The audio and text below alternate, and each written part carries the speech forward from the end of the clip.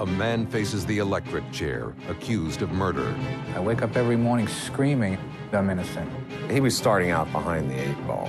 With a man's life in the balance, the defense team reaches out to a different kind of expert witness. It was like we just got a phone call from heaven. These are the true stories of real cases and the psychics who help investigators solve their most baffling mysteries.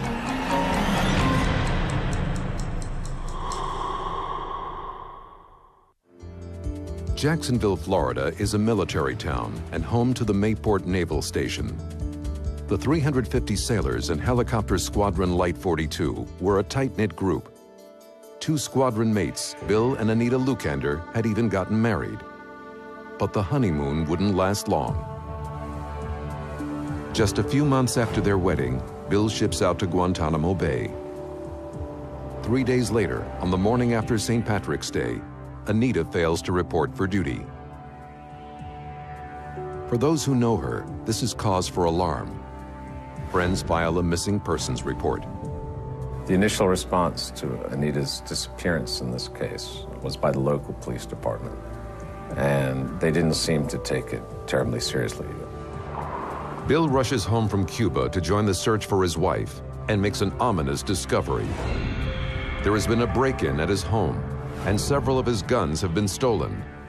Police process the crime scene, but find no blood, no fingerprints, no clues. A week goes by. Anita is still missing, and investigators have nothing to go on. The initial hours, and certainly the first day or two, are always critical, especially in a case like this where you don't have a body and the person could be in serious need of assistance. Then, 9 days after Anita disappeared, 2 local fishermen make a chilling discovery. Something is floating in the intercoastal waterway. They thought initially it was a porpoise, and it turned out to be Anita Lucander.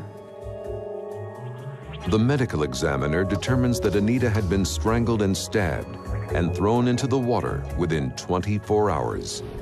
Police question Anita's squadron mates and quickly turn their attention to Pete Johnstone, the newlyweds' closest friend. Did the bride have a secret? Peter Johnstone was known to be her very good friend, and there was some speculation on their part that he may have had a romantic interest in her. And I was over their house quite a bit, and we do a ton of things together.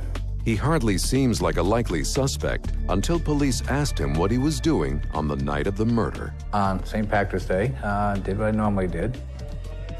There's these 2 bars I always go to, and I went to those. I went to the one, then go to the other and walk home. Although they can find no one to confirm seeing Pete that night, police have no evidence to link him to the crime. The case grows cold.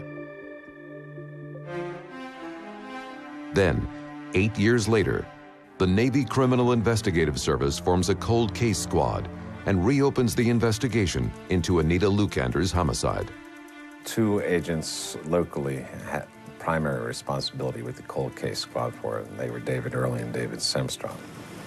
Their first task, re-interview Peter Johnstone. I met these 2 gentlemen in their Ray-Bans, and polo shirts and jeans. Very Beach Boy type and very friendly. They introduced themselves as the Daves. But it's clear they have a definite agenda. I don't know what you guys want from me. And within a half an hour, they just stopped me and they say, just forget it. You're the one that did it. We know you're the one that did it. Bill and Anita were my friends. I would have never hurt her. I was like, oh my God, no, I didn't do this. But the Daves are relentless. Johnstone begins to doubt himself. You're not telling us anything. The Navy investigators have him by the throat. If you had killed her, how would you have gotten the body in the water? They help Peter to construct what sounds like a confession. If you were the killer, what would you do? Well, I would assume that the person would put her in the truck, and I know where they found the body because that was already pointed out. How would you go straight there? And it's like, oh, yeah, I wouldn't think I'd drive around. 2 weeks later, they return and arrest Peter for the murder of Anita Lucander. The NCIS agents say that Johnstone confessed to strangling Anita that night and throwing her body in the water. Even though they have no tape of this confession, not even a transcript, they charge Johnstone with first-degree murder. That's when I realized I was facing the electric chair. Peter Johnstone's case is assigned to the Office of the Public Defender in Jacksonville. I didn't have much hope at that point. Even his attorneys know they've got an uphill battle. You're trying to prove the non-happening of an event, which is always more difficult. A case like Peter Johnstone is an ulcer-making experience, really it is. The defense attorneys start building their case. It was probably one of the biggest cases that this office has seen. We had a room dedicated for that case. It's a huge task. They begin by revisiting Anita's last hours. And she was last seen, as far as the police could establish, by a coworker of hers. He had gone to her home and had taken her for a ride. The coworker says he dropped Anita back home, and his alibi holds. The defense team continues to look for clues, but they're beginning to lose faith. It got frustrating because we weren't really getting anywhere. By that time, a lot of folks' memories had faded, or they didn't want to get involved. The trial date keeps getting postponed. By now, Pete has spent almost a year and a half in jail. I wake up every morning screaming, in my mind I'm innocent. Why are they holding me? Desperate for any kind of break, investigator Mimi Hannon suggests talking to a different kind of expert witness. I thought about perhaps consulting with a friend of mine who's psychic, and her name is Sharon Johns. We need to approach this with a certain amount of skepticism. You know my thoughts on psychics. The lead attorneys are reluctant. I don't see how it can possibly hurt us to talk to this lady. Is she charging us for this? No, apparently she's willing to do this for free. Free is a good price. Hey, Sharon, it's Mimi. Oh, hey, Mimi, yeah. The investigator decides to reach out to the psychic. It's a homicide. Before Mimi arrives, Sharon has a sudden vision of the crime.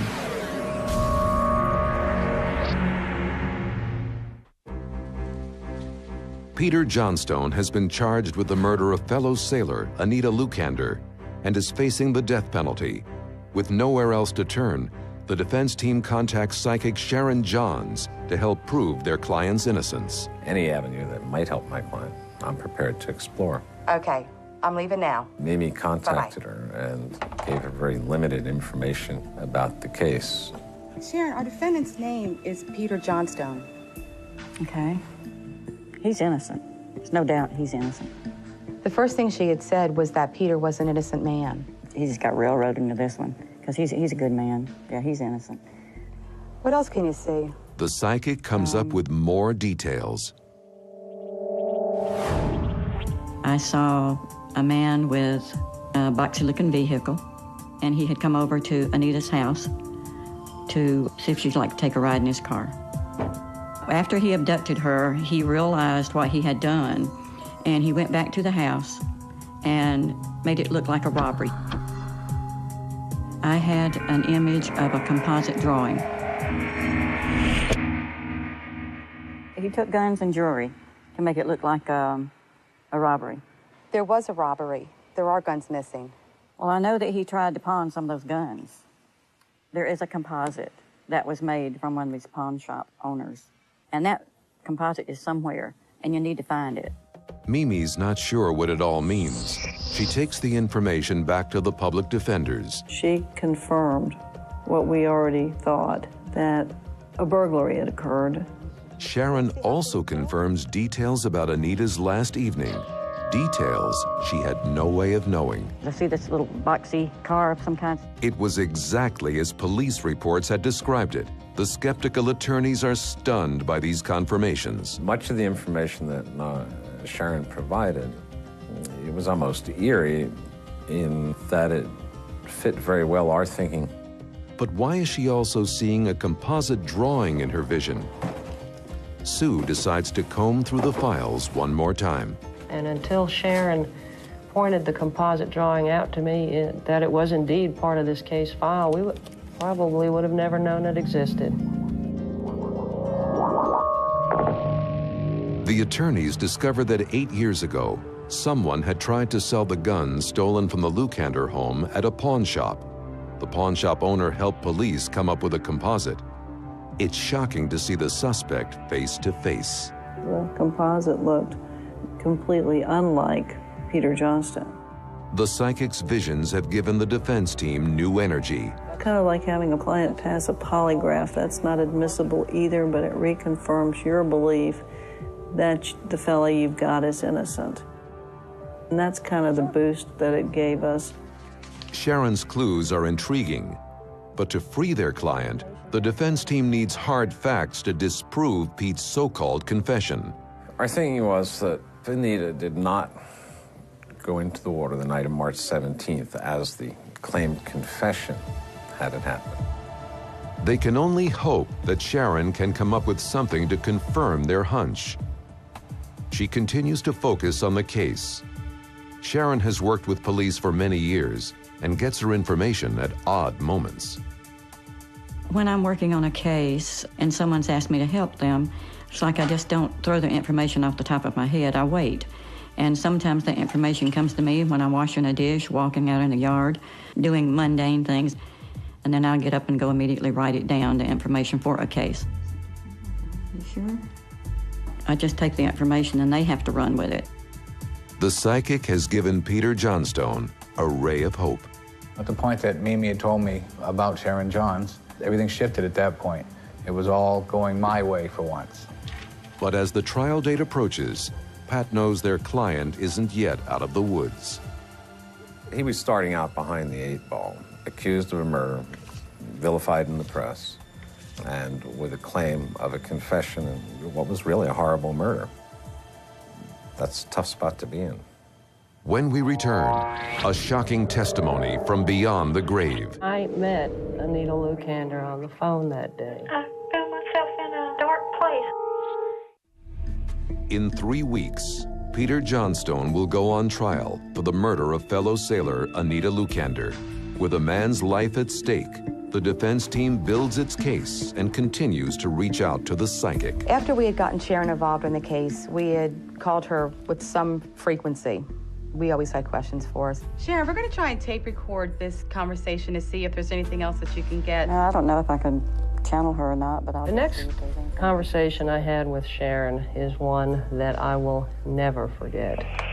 Okay, give me a minute. Yeah, she is showing me that was a friend.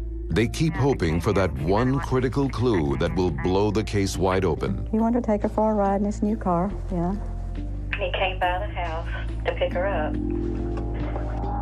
I don't know what happened. All of a sudden, Sharon's voice changed. She began to take on the voice of a little girl. I found myself in a dark place. I was tied up. I couldn't get away. Why did you do this? It was not Sharon who was talking.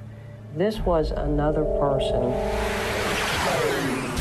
Next thing I knew, I was in this shack, and I could see through the cracks, but he wasn't there. I was there for a couple of days and never could get him to explain to me why I was there. Daylight came, he came back. He would always come back. And she walked us through the crime in this little girl voice up to the point that we believe Anita was killed. Now it's done. It was an incredible experience. It just took my breath away. We went over to jail, pulled Peter out of his cell, and white as ghosts, we said, "Peter, what did Anita sound like?" And he said, "You couldn't mistake her voice. She sounded just like a little girl." And as I told them, I said, "You look like you've seen a ghost." It was like we just got a phone call from heaven. I wanted to go home. The defenders are shaken, but realize they've been given a crucial new clue. I was there for a couple of days. Now they have to prove it. The information that Sharon furnished us indicated that Anita did not die the night she was taken. The prosecution has based its case on the medical examiner's original claim that Anita's body had been in the water for 9 days. I was having a little bit of problem with that, but then Sharon comes along and says, hey, she was held for a number of days before she died. I knew that she had been held for at least 3 days. Could this be the break they've been waiting for? The body washed up here. Right. With Pete's life in the balance, they must find a way to prove that the original timeline was wrong. We need to check out the crabbing activity in the intercoastal. My co-counsel Ann Fennell and I are great believers in physical evidence, so we wanted to understand that first. We have seen over the course of our homicide experience here, bodies left in the water here, and there generally is a great deal of crab damage to a body. And there had been very little damage to Anita's body. They risk everything on an ingenious experiment. They go to the area where Anita's body was found and bait crab traps with chicken. We wanted to understand how long it may have been in the water, what the currents were, and what sort of crab activity we'd encounter.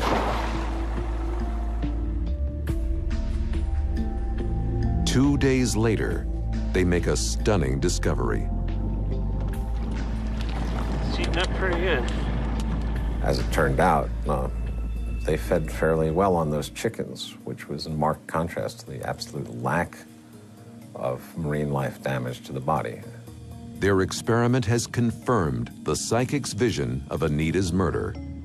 Anita had been alive for at least 3 days. She clearly had not been in the water for the 9 days that they speculated, and that made it inconsistent with the claimed confession they got. The defense team can only hope that they have what it takes to break the prosecution's case. Can the psychic help sway a deadlocked jury? When we return.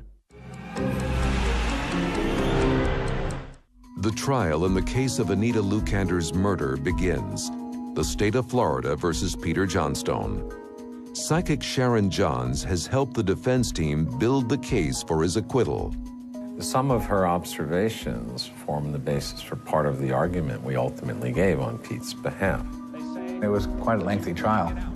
But while we were going through the trial, there was pieces and things that it was like, oh, that was from Sharon.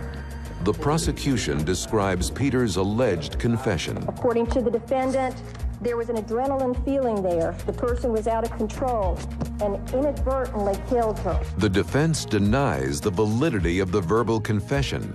It is not worth the paper it isn't written on. And introduces the crab experiment to dispute the prosecution's timeline. I knew that she had been held for at least 3 days. During the trial, Sue calls the psychic, hoping for any additional clues, and Sharon gives her a crucial reminder. That is when I brought up the composite. They had to use it. She also told me that it was very important to have the jury view that composite drawing. Sharon was very persistent about that. Sue heeds the psychic's warning. In fact, so persistent that I chose to make a couple of copies of that in case something happened. And on the way to the court, when we got there, Pat turned around and said, I forgot the drawings, and I pulled out the copy that I had made. They make sure the jurors get a good look at the composite drawing. After almost 2 weeks, the defense rests its case. No DNA, no hair, no handwriting, no recovered weapons, and no rings. Those are facts you have in this case. After Pat closed and the jury went to deliberate, everybody assumed this was going to be a very quick verdict. After 5 minutes, 10 minutes, half an hour, I was getting scared because it's an hour, 2 hours, and there's nothing. There was one holdout juror. She just was not convinced by all the facts that Peter was not guilty. The jury asks to see the composite drawing one more time. You've got to take the composite. It's going to be vital. Take the composite. Finally, I was brought out, and then the judge came out. I was kind of a little wobbly at this point. With the jury found the defendant not guilty, so said it all. The composite drawing that Sharon pointed out to me in this case convinced the jury, in my mind, I'm positive of that, that Peter Johnstone did not kill Anita Lukander. When I walked out of that courtroom, first time in about 21 months, since I walked outside, I looked up to see the sunshine. It's been that long since I've seen it. It was an unbelievable feeling. Great. Really great. Thank you. I would have loved to have been able to just give him a hug then, because it's like he was a part of my life from the time that this started. And just knowing that he was free was just wonderful, absolutely wonderful. As for what really happened that night, we may never know. For now, at least, Anita Lukander's case remains unsolved. But thanks to the help of a psychic, an innocent man is free. In a bizarre way, she is kind of a different sort of expert witness. Sharon really energized the defense team. I don't think we could have won the acquittal without her. Certainly Pat and Ann are very skilled attorneys. They're some of the best in the country. But Sharon really gave the entire defense team what we needed to pull this one off for Peter.